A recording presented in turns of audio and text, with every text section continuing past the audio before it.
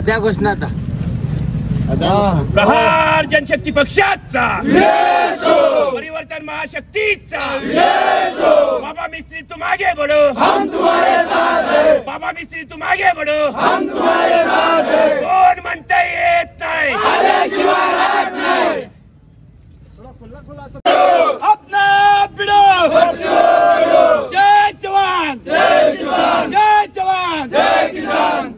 अरे बाबा मिस्त्री अंगार है, बाकी सब भंगार है। अरे बाबा मिस्त्री अंगार है, बाकी सब भंगार है। बिहार जनशक्ती पक्षाचा विजय असो। अपना भिड़ो, जरा रे पीछे नहीं आगे तो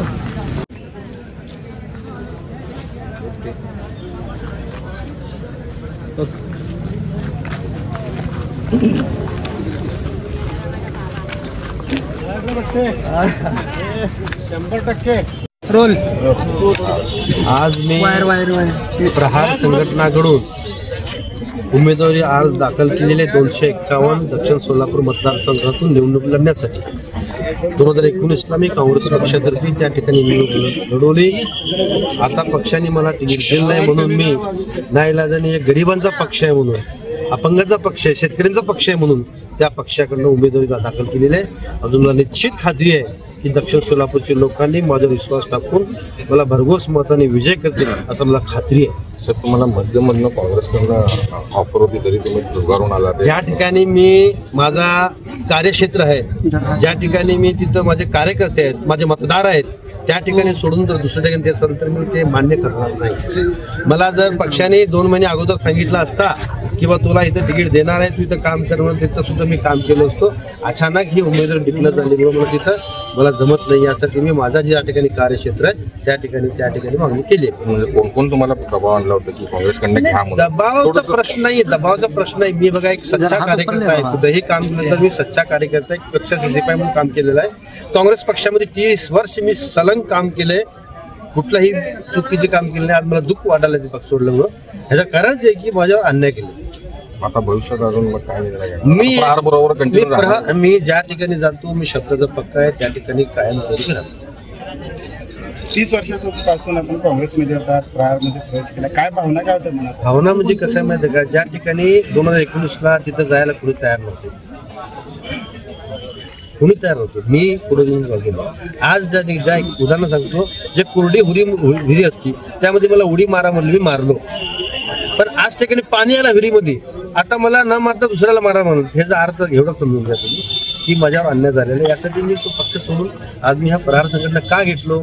हे गरिबांचा पक्ष आहे, शेतकऱ्यांचा पक्ष आहे, अपंगांचा पक्ष आहे।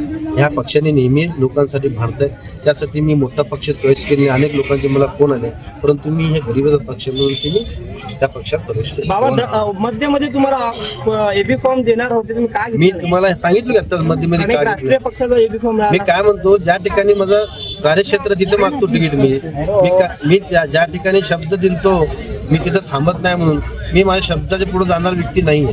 बाबा कशाची लढत दक्षिणमध्ये माझी भाजपची 100% लढत होणार, विजय माझाच होणार। म्हणजे असं एक चर्चा होती सोलापुरात की सोलापुरात एक मुस्लिम कॅन्डिडेट आहे एमआयएमचे, त्यांच्या विरोधात नको म्हणून बाबांनी माघार घेतली। मी सर्वप्रथम एक नागरिक आहे, भारतीय, मुस्लिम धर्म कुठला धर्म मी मानत नाही। मला मानणारे सर्व जाती धर्माचे लोक आहेत।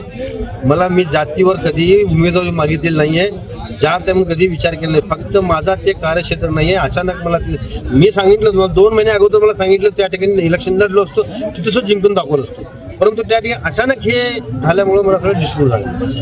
म्हणजे नाना पटोले किंवा काँग्रेसचे वरिष्ठ पदाधिकारी यांच्याशी म्हणजे सोलापूर शहरामध्येच्या विधानसभा मी काय चर्चा केली तुम्ही? मी त्यांची चर्चा तेच केलो, तुम्ही जर ही मला तिथं उमेदवार द्यायचं असेल तर अगोदर मला सांगायचं होतं। मी अर्ज कुठून केलतो?